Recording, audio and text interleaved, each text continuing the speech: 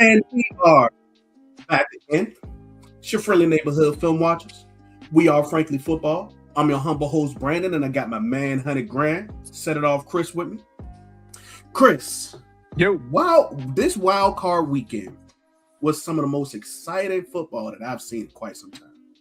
I mean, it was good up until the last two games. The last, I mean, you couldn't be yeah, even Even Cardi the folk was dog saying, agreed. yeah, Even the dog dog agree. He agreed. like, yeah, you're right. You know what I'm saying? Dog, like, talk to him. Yeah, tell him about it. So that's how I rocked out. So yeah, up to the last two games. All right, man. Listen, I'm gonna let you in a second. All right, I'll let you talk. But yeah, but that's how I went the last two games. Outside of that, it's cool. Yeah. So Chris, you went through from top to bottom, and let me Oh just say yeah, this. We who made had the we most? had the beauty Yeah, the beauty of having like a couple of divisional games in this wild card weekend, which those are already tough. But okay, then you make it better just by having those teams that play each other multiple times a year and know each other's strengths and weaknesses. Like with Green Bay and Chicago. right. Um, we got to see a bunch of epic comebacks. We got to see guys just come out and show Total, yeah, how yep. dominant they have How been, down the there, whole yeah, season, in like absolutely. Puka Nakua and things like that. Mm-hmm. Um, Yeah, we can talk about that one too. Yeah, Great it's a game. lot. I Yeah, don't think that there was really besides the last game yesterday. the last game. I'm not even gonna say the last two, Chris. I'm not even No, gonna say last the two. last two. Last two. The last two Mhm. were like watching paint dry. But let's run Yeah, from top to bottom because yeah. if we had been gambling in Vegas, Mhm. we'd have made some money, yo. If I was the gambling type, Chris, Yeah, if if I I was was the like, gambling type, and if I was, I would need a sponsorship to let them know. yeah, Um, that would be good. But yeah, it's like that. but Chris, so you start off with the Rams Panthers game. Chris, what did we describe them ever since that Dallas week? The pesky Pesky, the Panthers pesky Panthers. performed much better than you would have thought against the Rams. Who No, that's not true. That's not true explain because why? Explain why. the Panthers had beaten them earlier this season in Charlotte. They had already beaten them before, so they weren't going to be overwhelmed. I think Yeah. what ended up happening is that, I'm a guy who likes offensive head coaches because Yeah. I want to be a guy who's going to be doing certain things. A couple of other friends, they like defensive, some kind of like guys who played in other different, maybe a special teams coach or something like that. Yeah. But my thing is, I think Sean McVay was so enamored to try to knock Carolina out Mm-hmm. that he kept them in the game longer than he should. And then Carolina kept being pesky. Carolina kept hanging around, waiting for them to make that mistake. And Yeah. so I think this game could have been a much easier contest for the Rams, For but the sure. Rams just kept making it tough. Mhm. They instead of where they did at the last drive of the game, attacking the middle of the field, they Yeah. kept trying to throw it deep. The one pass that the sure-handed Puka Nakua normally hauls in is it late in the first half, down Yeah. the sideline, dropped it. Just it Yeah. wasn't like none was. It was just a pure drop, and so they kept leaving Carolina around, and Carolina kept saying, we belong here, we believe. We at home, and the last thing you can do is give an underdog hope. Yeah. You give him hope, he gonna stay around. But true But to hope the don't Rams. float, Chris. Hope don't float.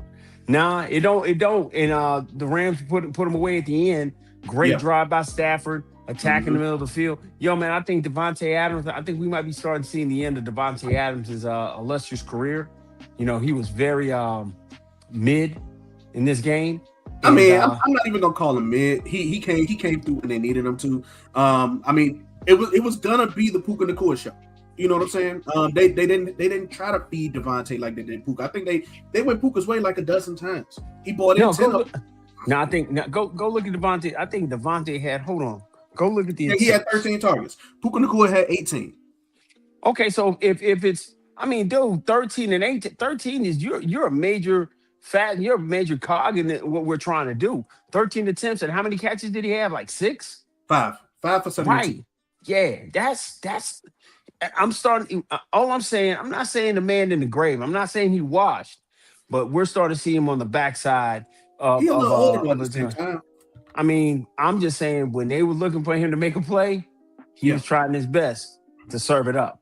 yeah, of course. But I You mean, know, Chris, he gonna be 34 next year, man. I mean, at a certain AB, point, father time's undefeated.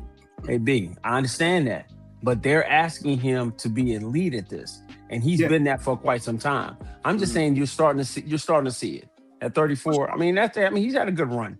He's had a mhm. really, really good run. Jesus and Cleats did it till he was 40. So I understand. Yeah, So yeah, okay, absolutely. I get that. But we're just starting to see it. But So the Rams just kept keeping the Panthers in it, and the Panthers, being the pesky Panthers that they are, kept saying mhm, no problem, we'll fight to the end. But mhm. pulled that one out, big win for them, and they move on to the next round. Now, Bryce Young should have his head hung high after this game. This was probably Bryce Young's best game of his career, except for against when he played the Cowboys. Of course, of course. I mean, but honestly, no, I'm not even gonna do that to him.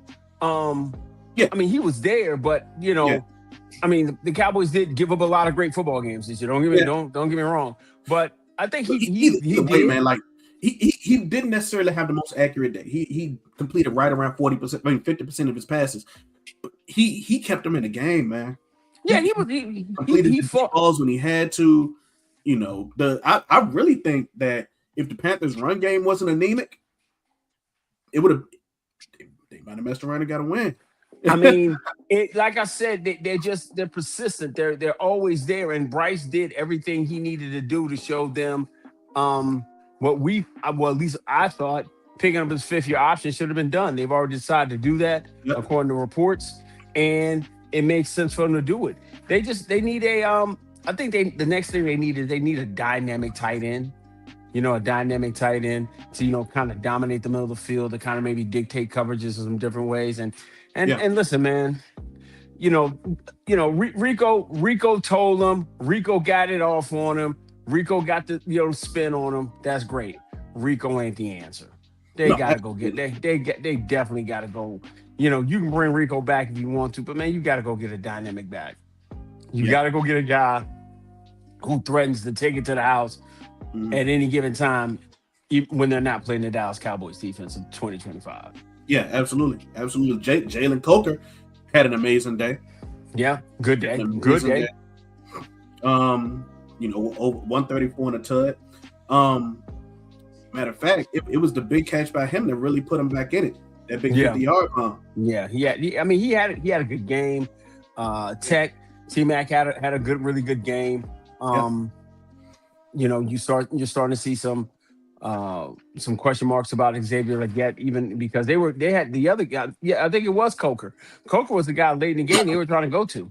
They were Yeah. trying to go to him on a regular basis, and they've got some pieces in place, man.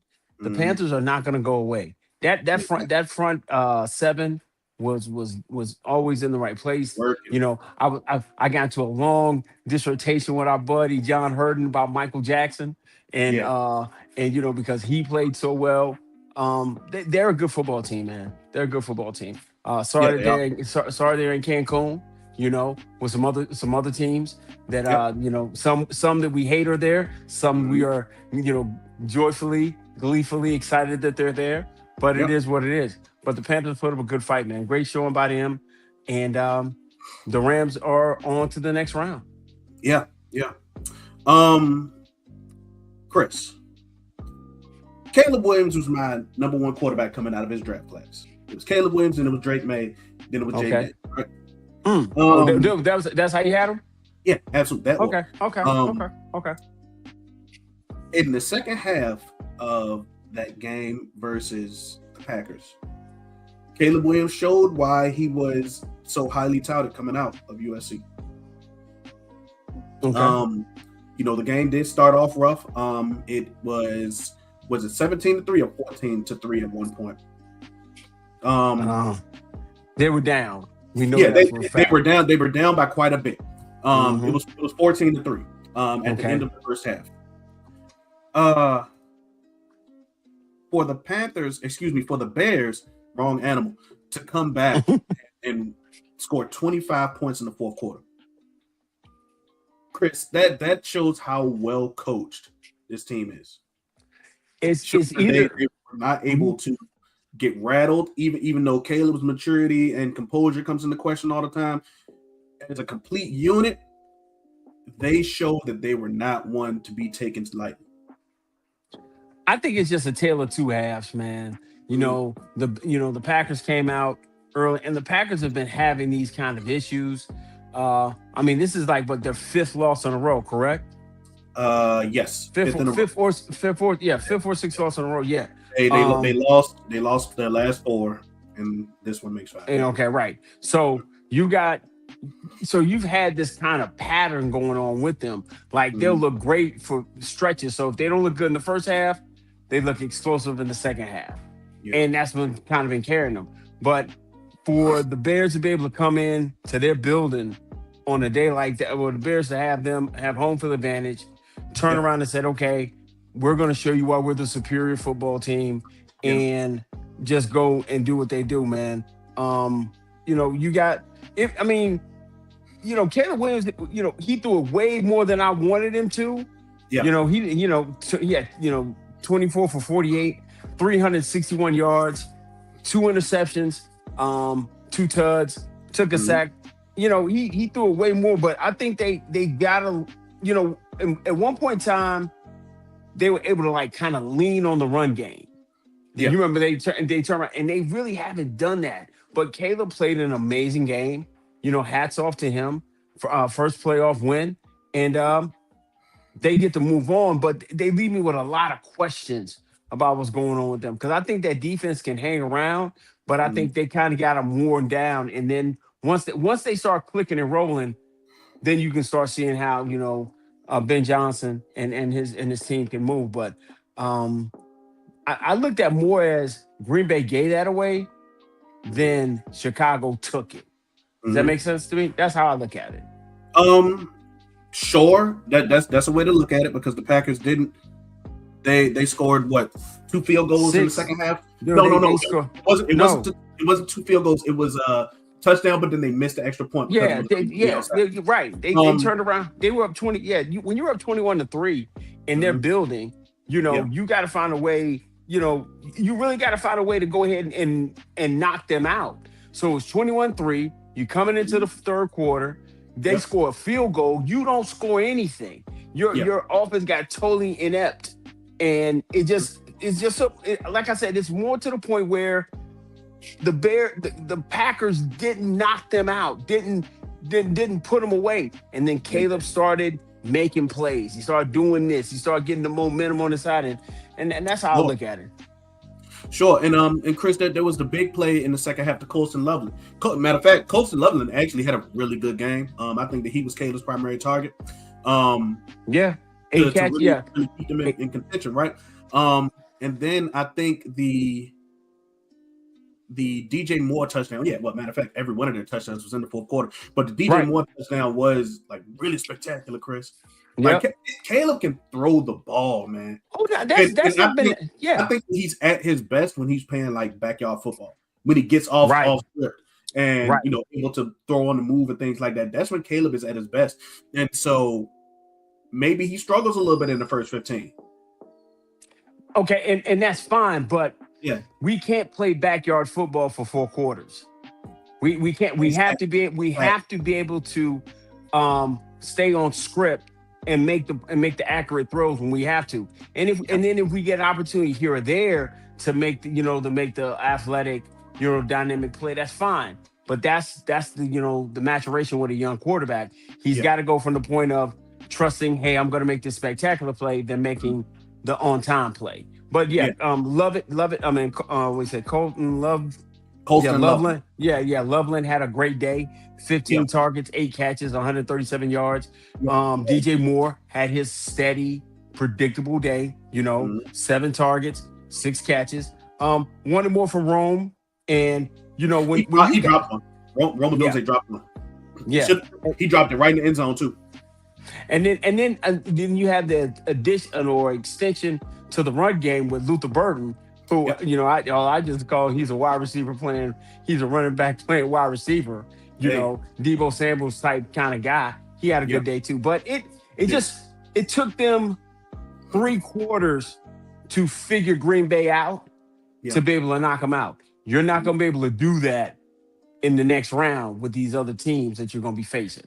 That's true. I think that Green Bay did a good job holding Cal Monunga back. It seemed like when he got in, and this was like the tale of two backs in a lot of ways. When he got in, man, they penetrated a lot easier. And stopped him behind the line of scrimmage a bit. Yeah, I mean, but DeAndre Swift. Yeah, not playing on the name, but Swift is the shiftier back. Yeah, I mean he is, man. I know, but Kyle is the sledgehammer. But I think that's something that they've got to be able to be persistent with to be able to give them more balance and be able to open up holes so he can start moving the ball and dictating the wheel there. 46 pass attempts is not going to get you where you want to get to with the Bears. Yeah, it's going to be a frustrating situation for him because had you gone and turned around and lost this game, they'd be like, why is he throwing it so much? For sure. Why is he throwing it entirely too much? But a great win for the Bears, great home win for them. So let's see, out of these two games, we're both 2-0. Yep. Going. Okay, all right. That's so right. We're good to go. Chris, and so Chris, we can now go live to our Facebook page, right? Okay. We got a lot more follows over the last 2 weeks on our Facebook page. So that's what's up. Go live on that, right? My homeboy Bryant is in there. He's a 49ers fan. So let's talk about this. The Eagles. You mean my best friend Brian? No. my main man. My main man Brian. No. This one of my homeboys. No. He my homeboy too, because he a 49er fan. And anybody. And they did right for us. And then good shout out to my guy. Go ahead. All year, the Eagles have struggled to put a complete game together. Whether they would start well and finish poor, or start poor and finish well, right? They needed to put on a full game, a complete game, in order to compete with San Francisco, and they didn't do that. They played much better in the first half than they did in the second half, and crucial drops, whether it was by AJ Brown or whether it was by anybody else, really affected them. I look at that game as a total fumble by the whole organization. You couldn't name 7 guys. You could name 3 guys on that defense. Sure. I could name Eric Kendricks, and that's it. And I only knew Eric Kendricks because he, thought he was coming back to Dallas. That was a real hodgepodge, put together type situation. And they were able to stay around and wait for the Eagles to make the big mistake to lose that game. I mean, the game was to the point where it was a rock fight only because Saleh was. No, it was a rock fight because Philadelphia was so inept on offense and the way they were calling their offense. They had everything at their disposal. Listen, you walked in, so you got Jennings. I don't even know who the wide receiver was for the 49ers. You got Christian McCaffrey, right? Kittles goes out with an ACL. Yep. Right? By the way, you're talking about DeMarcus Robinson. He's actually been really good for them this year because they had to deal with the Brandon Ayuk. Okay. DeMarcus Robinson really stepped in for them a lot this year. Okay. So, but what I'm saying is, he stepped in, dude. Hold on, bro. Hold on, dude. He didn't step in, bro. Man, he had the game in his life. He had the game of his life. But what I'm saying is, he's been serviceable for them all year. He had the best game of the year for him, sure. But what I'm saying is, he's had to step in all year for them because they've been without their number one in Brandon Ayuk, and Parasol has been in and out with injuries. Pretty. Got you. So Parasol's out. They're running out of hashtag. They had the first drive. They scored. They in there. And then I'm thinking the Eagles say, okay, let's shut this down and let's blow them on out. And they continue. And they did it for quite some time throughout that first half. I mean, they did. All San Fran got was a late field goal to keep it in contention. But dude, they really did. It was a 3-point game going into halftime. None of your guys were hurt. Yep. Devontae Smith's there. AJ Brown's there. Saquon's there. Goddard's there. All your guys are there. The only player that they don't have is their center. Their center was out. So it's overwhelmingly on your side, bro. When you start getting booed, and you're at home, come on, you at home getting booed, and you ain't got no answers to turn the tide your way and just blow this football team out. Yeah. So, but I think that comes down to coaching, though. Kyle Shanahan's an amazing offensive coach. Rob Saleh has been an amazing defensive coach, and he's been there for quite some time. You got to remember, before he was the Jets head coach, he was San Fran's defensive coordinator. But he didn't have the pieces. That's what I'm saying, B. He didn't have the requisite pieces to be able to stay in this game, to be down by 3 at half, to turn around and have this down by 3 at the half. At the end of the third quarter, only down by 6. You act like he had Bosa, had all his Fred Warner, had all his He didn't have those. So this is on the Eagles being absolutely putrid in their own building on national TV. And nothing brought me more joy to watch them lose the way they did.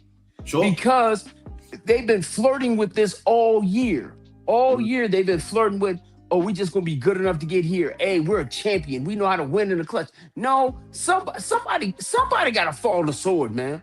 Somebody gotta do the walk of shame, like in Game of Thrones. Somebody gotta be Cersei Lannister, walk butt naked and let people throw tomatoes at their ass, because there's no way you should have lost this football game the way you did. I mean, what a person who fell on the sword is the offensive coordinator. Kevin Patullo has already been fired. Hey, man, listen, I have a problem with that, okay? Explain. Because Nick Sirianni, his calling card is what? Offense. Sure. It's not galvanizing the team. It's not being a motivational speaker. It's not being a guy that you sit up there when he talks, you want to listen like he's saying something profound. He's supposed to be offense. And every year he's flipping to another coordinator so he can be out front, so he can fire somebody else for why this thing ain't working. Well, that's not necessarily true. Okay. You got to remember, their OCs have been poached. They haven't necessarily been firing guys. You know, whether it was Kellen Moore or I think wasn't Jonathan Gannon there for a while. Gannon was there. A lot of their coaches get poached. Okay, so why is it to the point now he get this what's my man name? Tripoli, Tapulo, to whatever. What's Kevin Patullo. Yeah, him. His offense has been terrible all year. Yeah, he ain't stepped up. He ain't stepped up at one time. Even Big Mike turned around and said, "Hey, I'm getting my offensive play calling back so I can get stuff going a certain kind of way so it can look the way I want it to look." Sure. So go ahead. I feel like whenever an entire side of the ball regresses, that's on the coordinator. You know, we went through it this year ourselves. You know, so yes, I do think that a lot of things do fall on the players, sure, but everybody got worse on that offense compared to last year. So that falls on the coordinator. So that's coaching. Yeah, that's coaching. I'll give you that. Yeah, because that's what it basically happened, man. They fumbled this thing totally. They turned it up and gave this thing away for them. They'll get a new OC. But them losing yesterday, they lost to a team that really backdoored into the playoffs. It was really to the point they were at the last week, but they were really beat up and banged up. They wanted to put on a valiant effort, and they did. And then the Eagles just said, "Hey, you know what? We really don't want it," and turned around and gave the game. So hats off to them. It wasn't like they put on this offensive, display. Purdy was 18-31 for 262 yards. He had 2 touchdowns. They had the trick play for the touchdown with Jawan Jennings to CMC. Right. But more importantly, man, he threw two bad interceptions. I'm talking about Yeah, terrible interceptions yeah, that the yeah. Eagles should have capitalized and put them away, and they just didn't. The offense could And never get almost it had another clicking. one. He almost had a third one. Right. But it got dropped. Yeah, he was trying to serve it up. Hmm. But and of course this is gonna be like a talking point, right? The how a game is when it's in Jalen Hurts' hands to win it. I That mean, really just take control of it. But like I said at the beginning of the year, Chris, it's not like Jalen Hurts was touted as that sort of guy when he was drafted. You know what I'm saying? And they did right by him by giving him a dominant run game last year, and that's how they won a lot of their games, right? okay. So why expect a player to be something that they wasn't even when they were a prospect? Because you pay him long money and he's been in the league long enough Sure, to make but listen, I'm not even gonna put this on Hurts this time, man. Hurts put yeah, the ball in places where guys could have made plays. His guys let him down, gotta man. catch the His, ball, man. you Gotta catch the got that. ball. You either you're a receiver or what? A retriever. Yeah, And at this point, it's always bad in a situation where you've been talking about give me the ball, give me the ball, give me the ball. And then when the opportunity arises, you don't come through. And that's what AJ Brown did. So I think that divorce is imminent. Um seven targets, three catches. I yeah. mean, Two dude, big drops, two big drops. hey man, listen, One 25 yards one on. of which, in my opinion, lost the game. Okay. I mean, I okay, at that point in time in that frame, yeah, it was a big drop, and you're Yeah, supposed to make that play. I give you that. But all of this was bubbling up because of the ineptitude or the lack of creativity, the lack of being able to just get the ball to your people in space and weaponry yeah. that the Eagles showed on offense. It Mhm. was a bad show. I mean, DeAndre Swift is your leading rusher with 8 receptions, 70 yards, and I mean all your Devontae guys are Smith. here, huh? You I talking mean about Devontae Devontae Smith? Smith, Devontae Okay, Smith. okay. I'm sorry, yeah, Devontae Smith, and that's great, but he is your number two. The number Yeah, one guy was AJ Brown, yeah. and he had been saying, "Hey, get me the ball in these situations." And when you need him to come through, he didn't. That's true. That's So, true. um, You can't publicly fight with his coach on the sidelines, man. You can't do that. I mean, cameras are everywhere, man. They're gonna catch everything. DK Metcalf dealing with a lawsuit because cameras is everywhere. Back in the day, you could smack somebody and be able to get away with it, but Yeah, for sure. evidently not. Evidently not, man. But um, I'm overjoyed, overwhelmed about the Yeah, fact that the 49ers are going to move on. I don't think they have a really good chance in the next round because of so many injuries that they have. But that's why you play the game. And the Eagles are back to the drawing board. I kind of disagree with you, but we'll talk about that later on in the week. Oh, okay. Okay, no doubt. Mhm. I I love kind of that. disagree with you, Chris. Okay. Um, Who they playing? Seattle divisional game. Yeah, we're going to talk about that later on in the week. Yeah, We'll talk divisional about that game, later man. on in the week. Okay, no problem. So by this time, wait a minute. Who did you have? I San had the Fran. 49. Okay, yeah, okay. San All Fran. right, okay. All right, okay. Mhm. All right, so we 3-0. Yeah. We Okay. disagreed on the games that we disagreed on were the Chargers Patriots and the Bills Jaguars. I picked Buffalo. Oh, okay. Oh, okay. Okay. Okay. All right, let's go. So speaking of the Bills and the Jaguars, Josh Allen was once again Superman against Man, a very good Jacksonville team. dude. Appreciate Uh, everybody in the chat box. Shaheem just dropped through. My guy Jordan was in there too. Appreciate you. Malcolm, always in there. Appreciate you, dog. So Chris, Josh Allen, like I said the other day, man, will come in and just put his cape on and be Superman. the big galoot was galooting, man. Three Hoss total Cartwright. touchdowns, Chris. Three Hoss, total touchdowns, man. Hoss Cartwright was doing Hoss Cartwright type things, you Yeah, know, and he just willed them. yeah. Every time you thought that they were about to, turn over, Josh Allen made a throw. Josh Mhm. Allen made a run. Josh Allen made a play. Yep. And it's it's disheartening because Jacksonville was really dominating this football game to a certain extent, but Josh Allen would not give it up, man. Nope, absolutely not. He was the driving force of that team, whether it was in the air or on the ground. Of course, James Cook did have a decent day.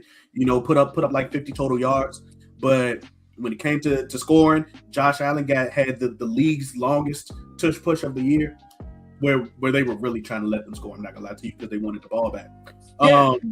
But dude, when it comes to putting a team on your back, there isn't a quarterback that does it better right now than Josh Allen.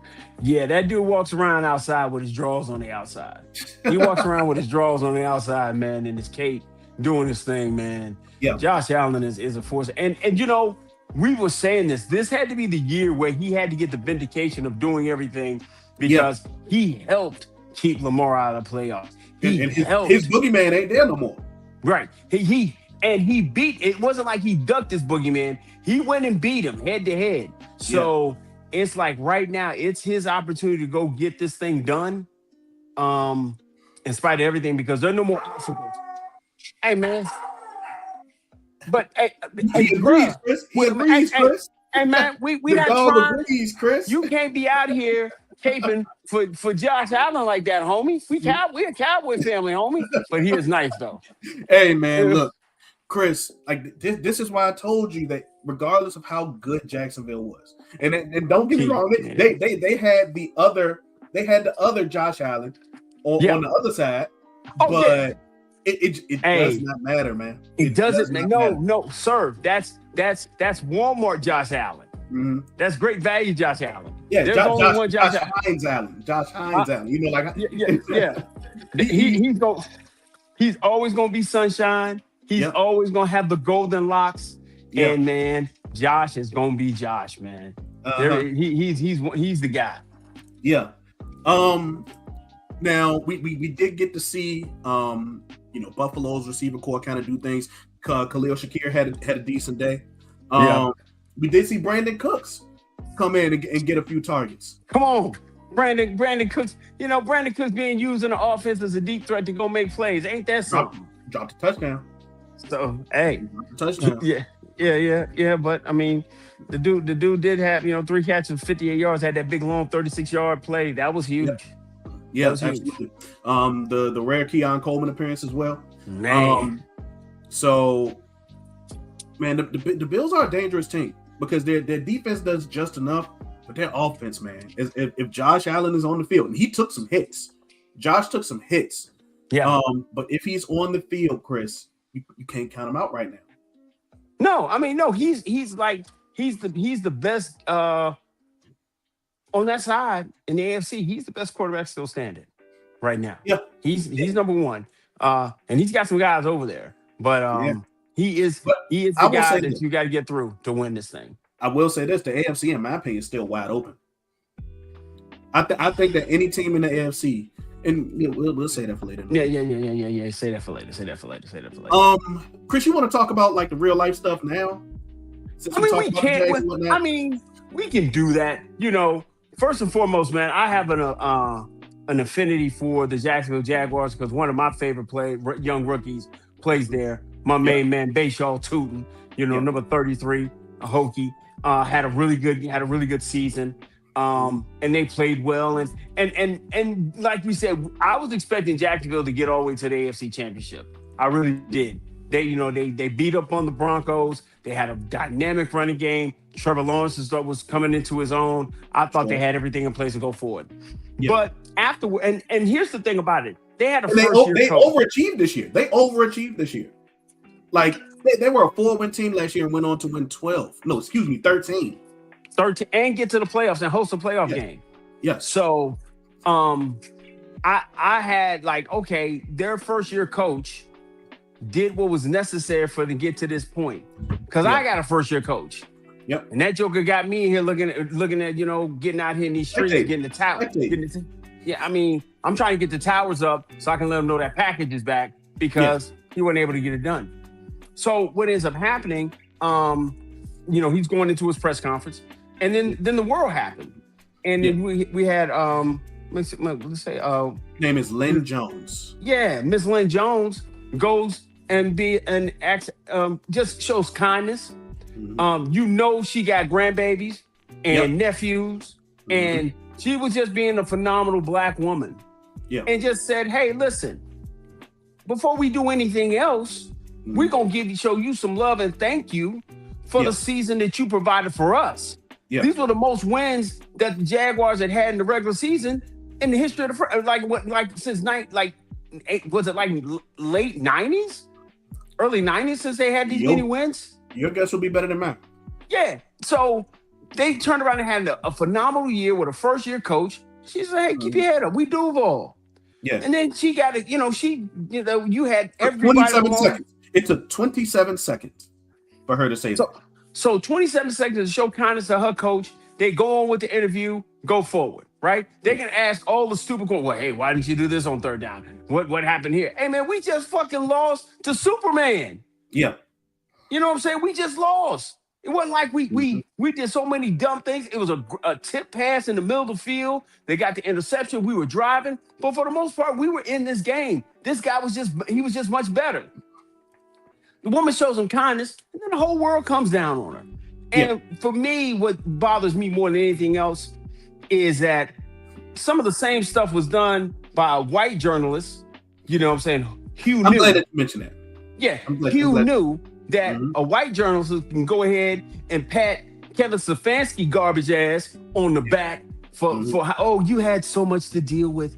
You had to deal with everything. And I just wanted to let you know that was unfair. I just want to let you know that was unfair. No, that wasn't unfair. You put the best players on the field to win. Here's my thing, Chris. Here's my thing. And one word that I always talk about a lot is consistency. I want people to be consistent when they critique people. And absolutely. That's where I don't really see any of that consistency, because why is it okay for someone to offer encouragement to one coach, but it's not okay for another person in that same field to offer encouragement to why are we offering Kevin Stefanski as any kind of encouragement?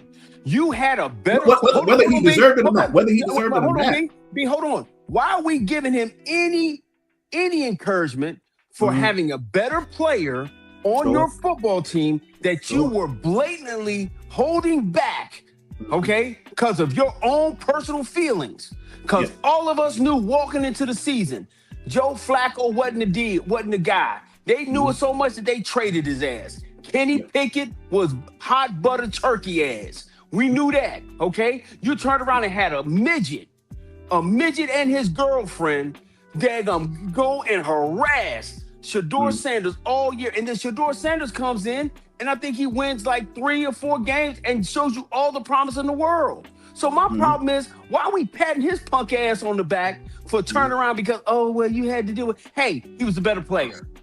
And in the mortal words of Herm Edwards, what do? You play to win the games. Yeah. Hello. You put the best players on the field. We ain't playing, I don't know. He was a third round. That dude didn't deserve to be a third round pick. The whole world knew that. But so my problem is, you want to encourage him for being an idiot, but downgrade this Black woman for giving this guy a pat on the back for the excellence that he provided. Because if nobody says that, nobody takes that 27 seconds and says that to him. Yeah. All they're going to do is talk about how he failed in the playoffs, not how he was a first-year coach, got after it. I mean, this is the year of first-year coach. Ben Johnson had a great year. They're in the playoffs. Lynn Cohn, he's in the playoffs. Give him his flowers, and you're not going to do that. You know what I'm saying? And I just like I always say, the Hugh knew. Yeah. It depends on your Hugh how they handle you, and for people in my community to go after her is insane. Insane, dog. I mean, this woman's 20 plus years in the sports in the journalist field, and all she did was took 27 seconds, man, to show a bit of kindness, bro. Yep, ridiculous, man. She definitely gets my support, because you a lot of the times you forget that it's people that you're talking to. So, and a lot of times, man, those questions be, man, a lot of times, we've watched interviews, and they just pitching these softball, goofy ass questions up there, man, instead of getting to the heart of it. And all that woman did was say, hey, listen, I'm not going to ask you no question about the game. I ain't going to say what you did right or did wrong. I just want to tell you, thank you. Mm-hmm. Thank you. Dude, that dude's initial, little interview, like, Duval. He was looking goofy as heck. You know what I'm saying? But he got past all of that. He showed improved. He showed improved and got his team to the playoffs, man. So, hey, man, salute, man, to Jacksonville. Salute to Miss Jones, man. And for the rest of y'all, man, that didn't like what she did, man, this a family show. But, we man, go kick rocks, man. Go pound sand. For sure, man. Yo, so yeah, no. Go play soft. Go play soft with someone else. I've been trying to work on that all week, man. Chris. God, no, Chris, play nothing. with somebody safe, man. Play with somebody safe. Play with somebody safe. There we go. Yeah. Got it. Play with somebody safe, man. Just don't play with me, man. Oh my goodness. This is what happens when you try to teach the older generation some of these. Oh, hold up, dog. Hold up. I've been messing with it all day. That's it. All right, play with somebody safe. Got it. I got it now. I ain't gonna mess up no more. There we go. Chris, I look for any and every opportunity to slander Justin Herbert. Okay, go ahead. And when it's time for the playoffs, he makes it easier than ever. Easier than ever, Chris. And some people may wonder why I choose to slander Justin Herbert. Why not other people? Go ahead and tell us why. Justin Herbert is probably the most protected quarterback in the league when it comes to shielding him from criticism.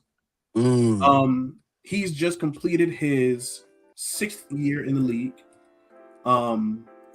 Has made the playoffs 3 times. Has yet to win a playoff game.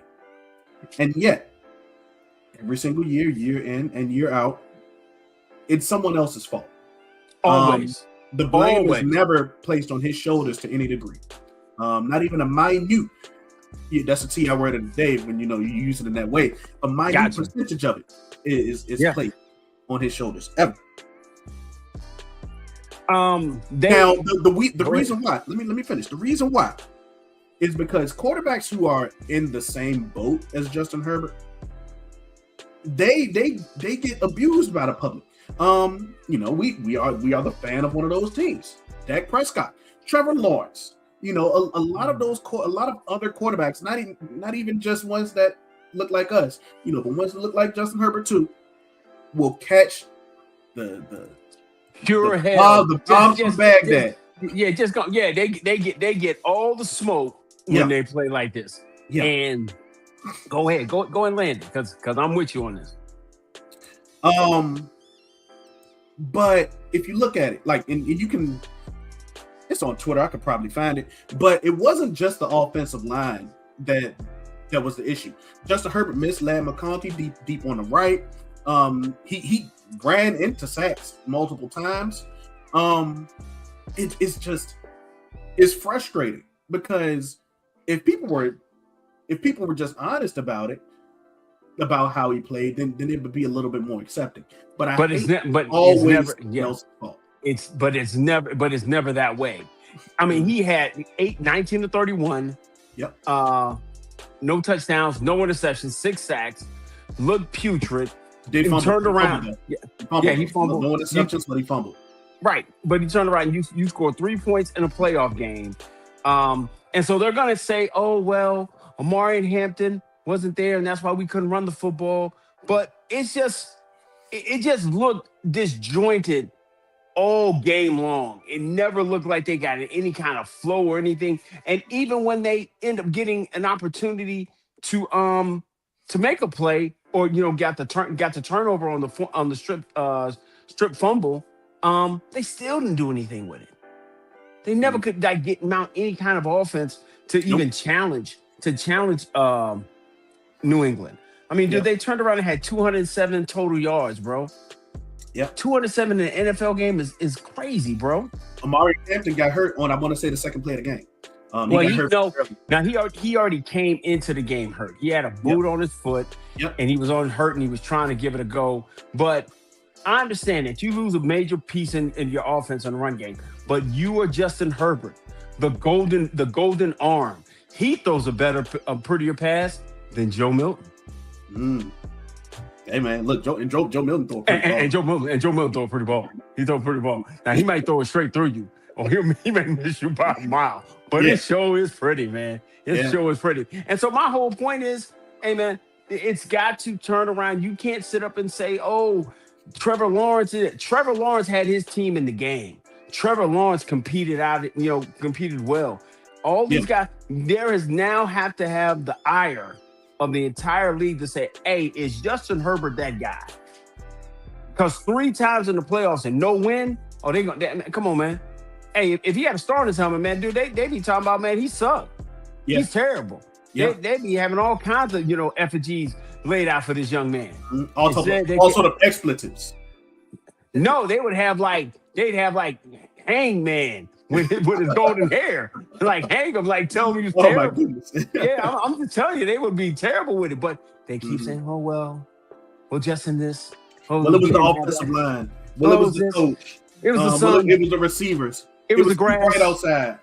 The Gatorade wasn't cold enough. It's always an excuse for him. So we have been always on the same page of saying Justin Herbert is terrible, or just highly overrated. I think he's highly overrated. He's highly overrated. He's highly overrated, and hey man, the love affair got to stop, man. The love affair got to stop. Yeah, Joe, what's up in the chat, Joe? Appreciate what's up, man? How you doing, bro? But Chris, yeah, man, I wish that people would be honest about it, man. I wish that people would be honest about Justin Herbert and how good or bad he is as a quarterback.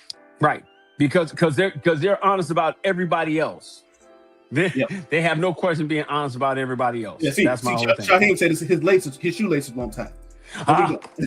He always with the deep insight that even we couldn't get. The shoelace, one of his shoelaces was crossed over. Yeah. That's why he wasn't able to work. Like everyone was flat, but it's that one. You know how that one is like turned, and you didn't turn. That's what his problem was. There we go. Threw him off the whole night, Chris. Threw him all night.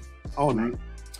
But on the opposite end, Chris, I picked the Patriots on this one. I think did we both? Did you pick the Patriots? Did you pick the Chargers? Come on, man. I hate that dude more than you do. So I ain't picked the Chargers. I ain't picked the Chargers, man. The Patriots defense, Chris, is oppressive. Yeah, they are oppressive, man. Yeah. Mike Vrabel coming out there showing how good of a coach he is. It was a very close game in the first half, but man, they did not let up throughout 60 minutes of ball on that Chargers offense, man. The Patriots defense were attacking all night. They knew that the Chargers had 2 backups at their tackles. They had to move Mekhi Becton from guard to tackle to cover the injury. Yeah. Man, Chris, I tell you, it was masterful. What Coach Vrabel did, and they just suffocated down. I just had a problem with the offense not being able to get on track. But I think it was like a really windy night. So, it was incredibly windy. Yeah, great. So I think, it stopped them from doing certain things. And that's what comes with playing in Foxborough at home. Yeah. And because Drake May is a young quarterback, he's going to have to learn those different things. And he's going to have to play in those conditions to be able to make those different adjustments. But they ran the ball well. The 2-headed monster with Henderson and Stevenson was impressive. That's just a well-rounded football team, man. They're just a well-rounded football team doing just enough. Drake May was elusive with his feet, and it was a really gritty, windy, cold, nasty night. But we get out with the win. So hats off to the Patriots, man. At this point, man, I got a little extra Valentine's Day money, and I threw a couple dollars. So. I need to get my game on. I need to sneak a little money out the account and slide it over to Prize Picks. Or Prize Picks can go ahead and give us a sponsorship. So we can do certain things. But we're moving to that. We're moving on up like that. So the last game of the week, Chris, which was yesterday, I don't think that there was any upsets this week. By the way, No. I was 6-0. Just to let you know, I was 6-0. No, we disagreed on one. Yeah, And you won all Bills. those? The Bills. Yeah, you were 5-1. Okay, 5-1, you 6-0. Okay. man. All right, I get it. Salute. Chris, the Texans whooped on the Patriots. And it was to the point where toward like at the beginning of the game, I thought that Aaron Rodgers, Aaron Rodgers still got a little hop, skip, and boogie in his step. He might still be able to do a little something. By the end of that game, Chris, I saw that Aaron Rodgers probably doesn't belong in the NFL anymore. Not because he can't throw that thing. Aaron Rodgers is still one of the best throwers of footballs that we've ever seen. But Father Time is undefeated, Chris. That's still a 42-year-old man out there. Dude. I mean, we said that. We said so. We were talking about guys looking like that. Like we said, Devontae Adams, 34. He's starting to look, like he's coming to the end. Yeah. And Thomas Edward Patrick Brady Jr. Yeah. Right. He played till he was 44, right? I think it was like 44 that he continued to play. Yeah. But I don't see Aaron Rodgers getting pliability, getting stretched out, all that other stuff, man, to the point where he can do anything, man. He looked like an old man, and he doesn't like to be touched. He gets mad when he gets touched now. Yep. And it was an annihilation, man. It really made me be to the point. How many people did we interview anybody from Houston's defense? Them coaches? Anybody? No, not yet. And that frustrates me. Hey, I mean, we can't do something on. I mean, can we do something on the one day that they off or something? Hey man, because we need to hit them up on the Zoom call or something like that. I mean, they can patch it through us. We'll always facilitate whatever we can to help. Look. Hey man, like what would you say? Your phone ain't what now? But it does what? It ain't gold, but it's like stainless steel. You know what I'm saying? Hey man, all I know is that defense right there is nasty. That defense right there is a defense that's going to give everybody trouble. They are going to be an extremely tough out. I mean, CJ Stroud was trying to get a game up. I think he had like 4 fumbles in the game on snaps, but that defense pummeled the Pittsburgh Steelers. Pummeled them. Go ahead. But then the Texans offense won't no slouch in this game either, Chris. The Texans offense won't no slouch either. Like CJ Stroud did, he got oppressed a little bit, gave a little silly one away. But CJ Stroud is still looking like a quarterback that is still on the rise. I mean, they were okay. I mean, they did have what? Yeah. Didn't they have 2 defensive? They had 2 defensive turnovers though, right? Yes. Okay, so was it 3? Or was it 3? Yeah, they had multiple. Let's just say it that way. It was multiple.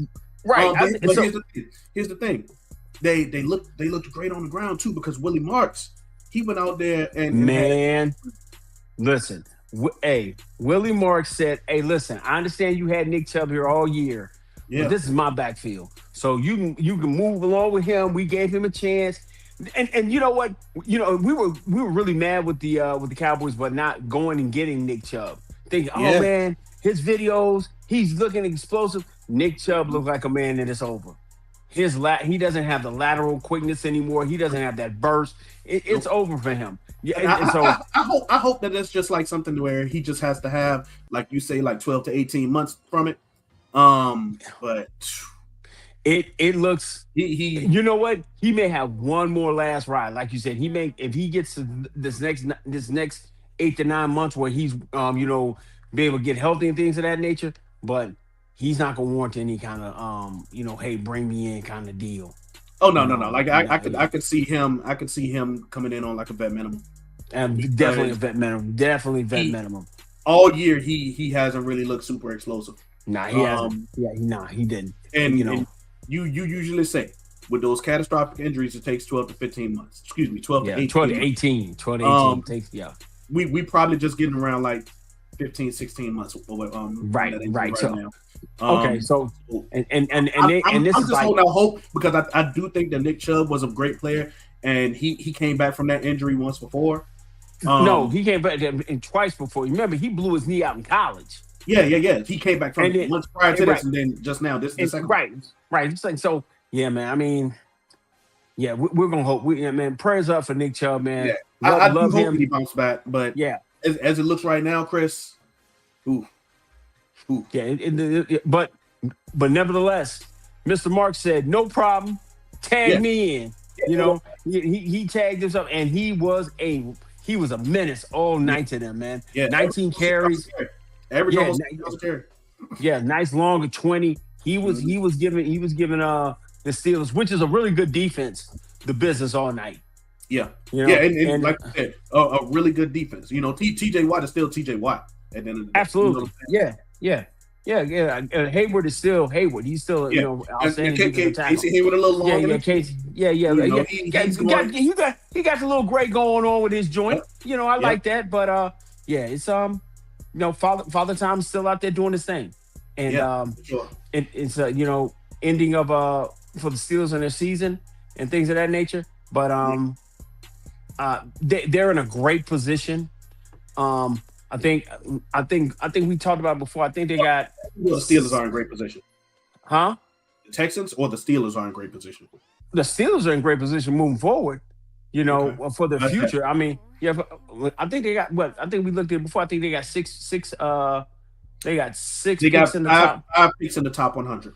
5 picks in the top. They can. They're not that far off. They can do some different things. And they really need to be picking that phone up, man, and trying to see what we can get for that 12th pick, man, and what they're willing to give up, so we can move forward. I absolutely agree.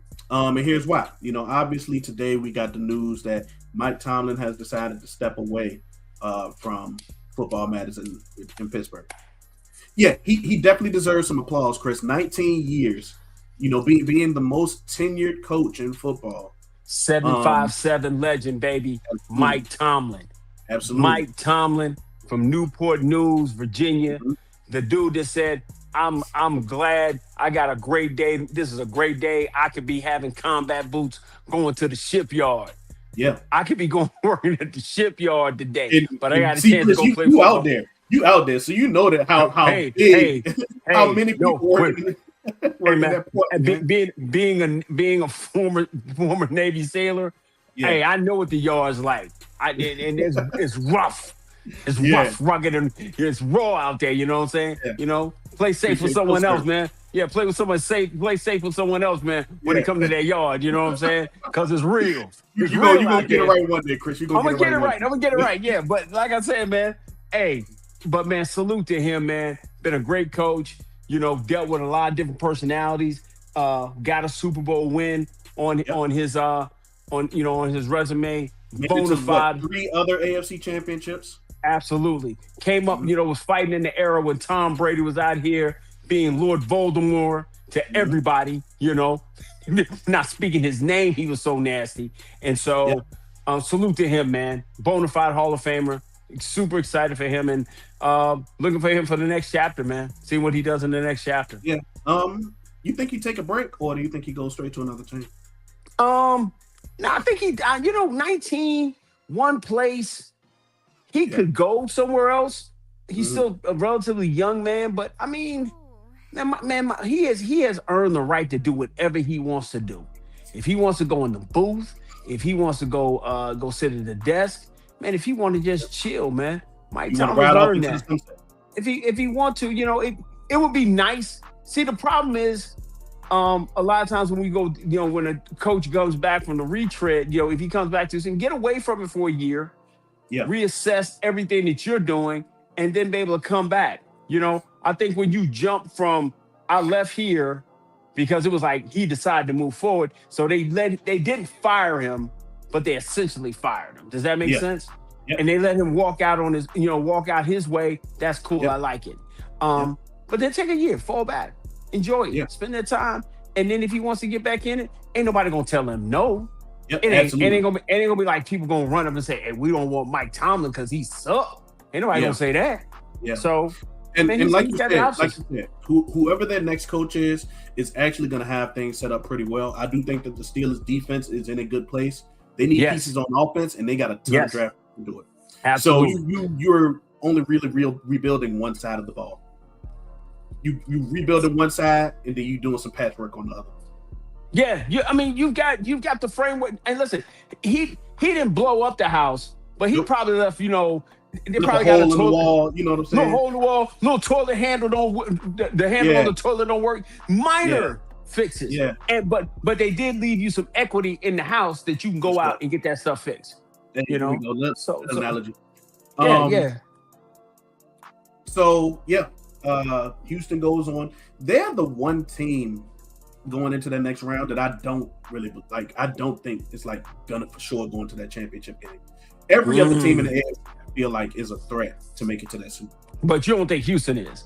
I don't think they. Listen, man.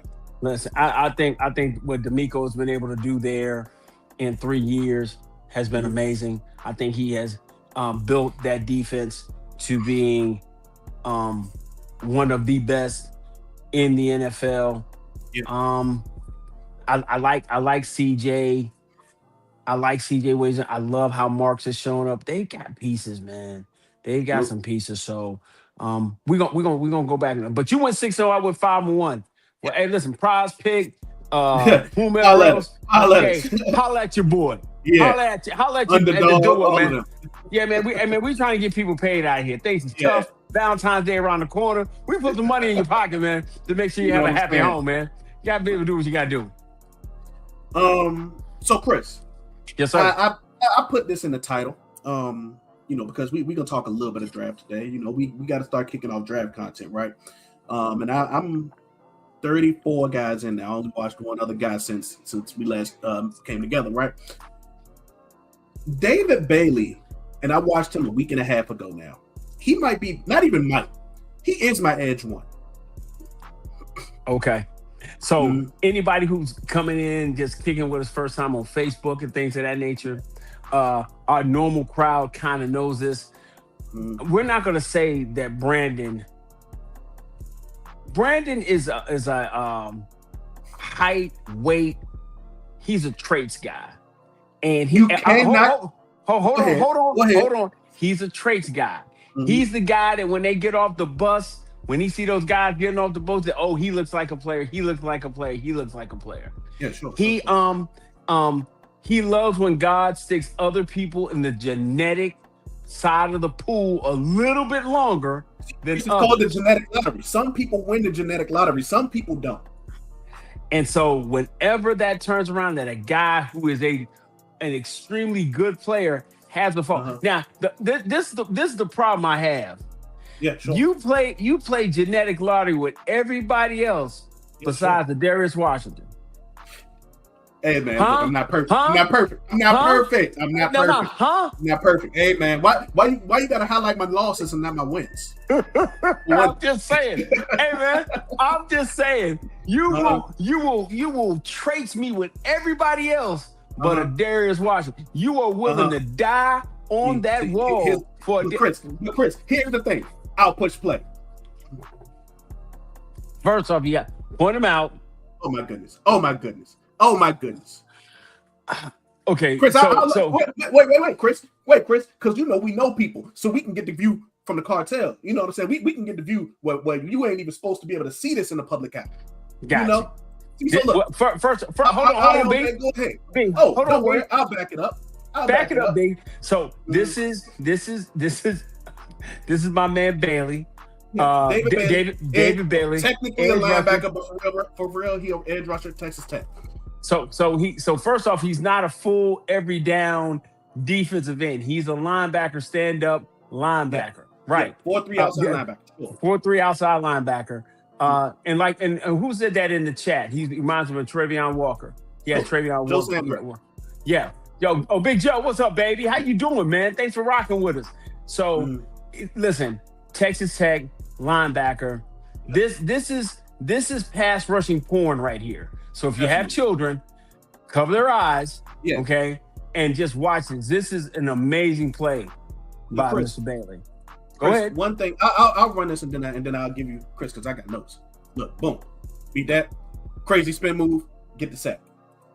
So here's the thing, Chris. Now we gotta hide it, quite early because these schools don't really like us. Michigan. Michigan's the worst.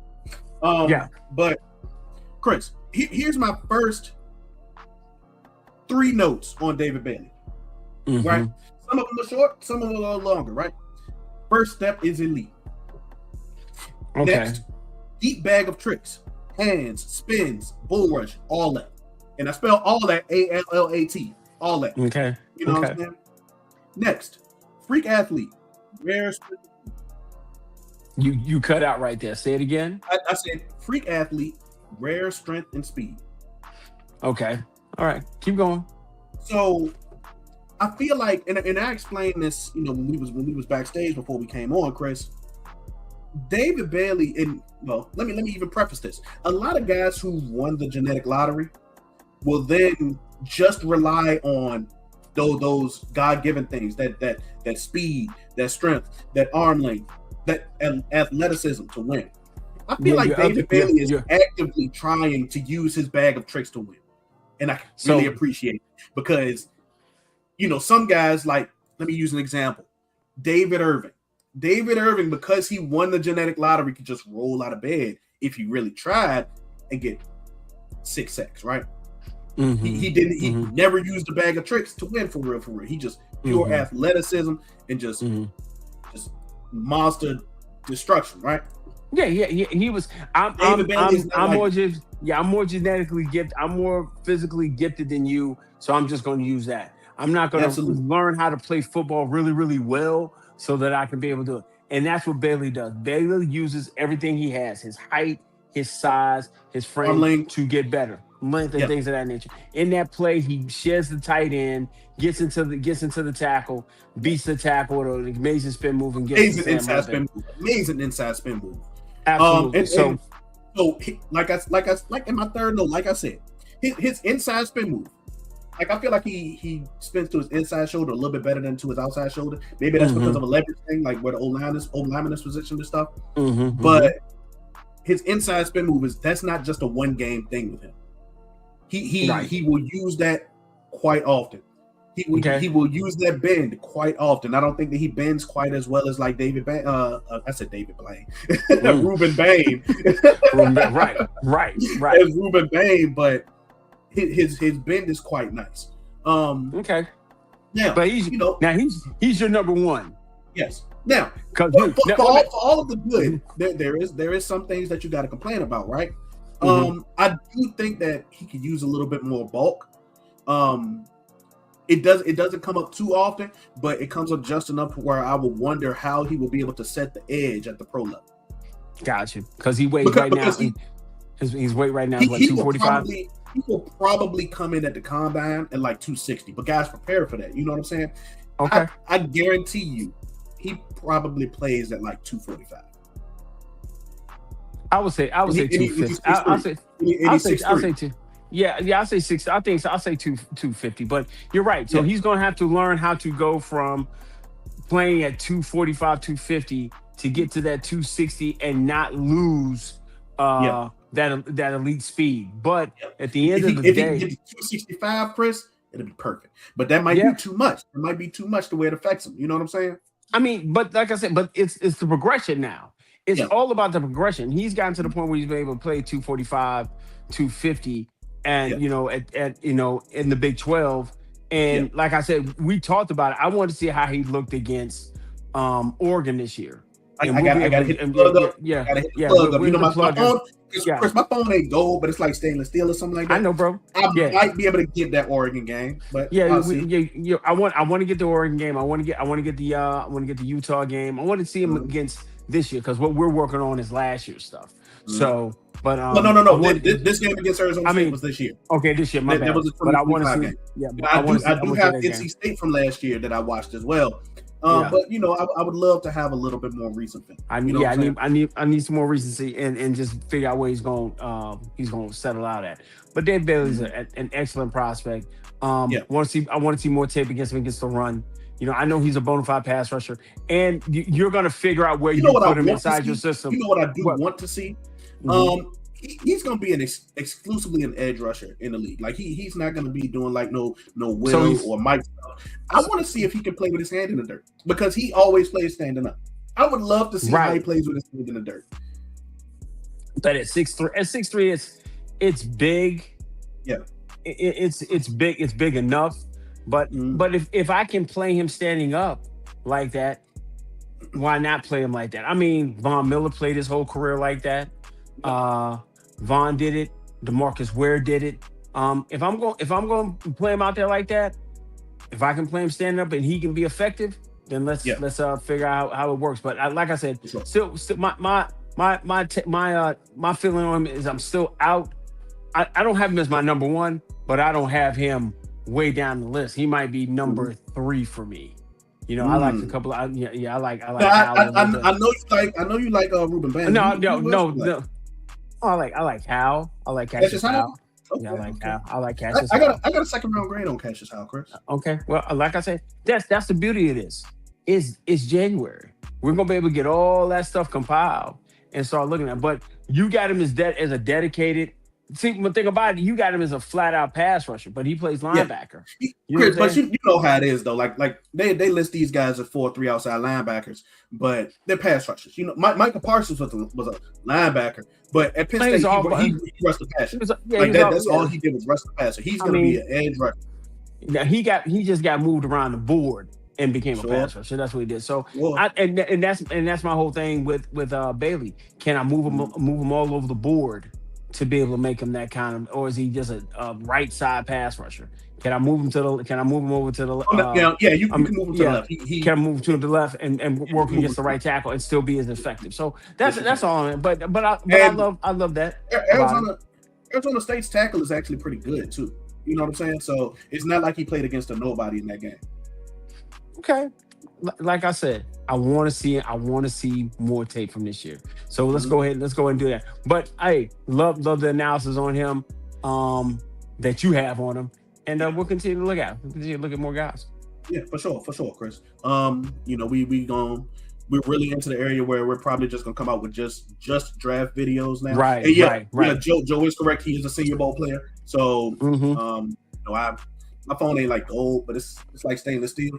You know, I should be able to get some of that Senior Bowl footage. And then just in general, Twitter is really good about getting these Senior Bowl reps. So you don't even got to try hard. I had to name my first kid after somebody, in order to get this vault. You know what I'm saying? You don't got to try hard. Not really. I mean, we had some connections. We ain't had to give them no babies and not like that. We might have to send them a couple of dollars. You know, maybe send them a little money for a meal or something. But we good. You know, but with the Senior Bowl, Chris, you don't even got to try hard. You just got to follow the right people on Twitter, and it's out there. Yeah, it's gonna be out there, and you're gonna have a lot of reps that they're gonna put out there and see what they do. But yeah, and you also got to look at the guys who are going to the East-West Shrine game as well as the Reese. So yeah, we got some stuff coming down the pipe. Absolutely. Anything else before we get out of here, Chris? Nah, man, just another great day, man. Hey, listen, thanks to everybody who's following us on Facebook. Thanks to everybody, man, who's been following us here, man. Moving into this draft season, man, and definitely moving to the different things. We want you to do the 4 things that we always love you to do, man. We want you to like. We want you to share. We want you to subscribe. We definitely want you to comment, man. Drop in the comment, man. In the comment, give it to them. Who is your favorite coach to hire on your team? So, like, if your team needs a coach, who do you want? Yeah, or if you already have a coach, you want to fire that dude and get somebody else. Yeah. You know, different things of that nature, man. Put that in the comment section, man, and we'll be able to do that, man. We're the dynamic duo, man, that does what we do on a regular basis, man. Trying to give you as much dope content as we can about just the NFL in broad. And if you're a Dallas Cowboy fan, we're definitely going to circle back. But right now, it's the entire NFL, man. So if you got a team that you like to, hey, Chris, man, what you think about the Dolphins? I got a big buddy who's a big Dolphins fan. He's going to plug my brain about them. Hey, Chris, man, I'm a Bengals fan. You know, what do you think about the Bengals? I mean, we're here, man, to give you everything we got. And if we don't know, the answers, if we don't know the answers, we know somebody who knows somebody who knows somebody to get you what you need to make it go, man. We are Frankly Football, man, together and forever. And so until next time, peace.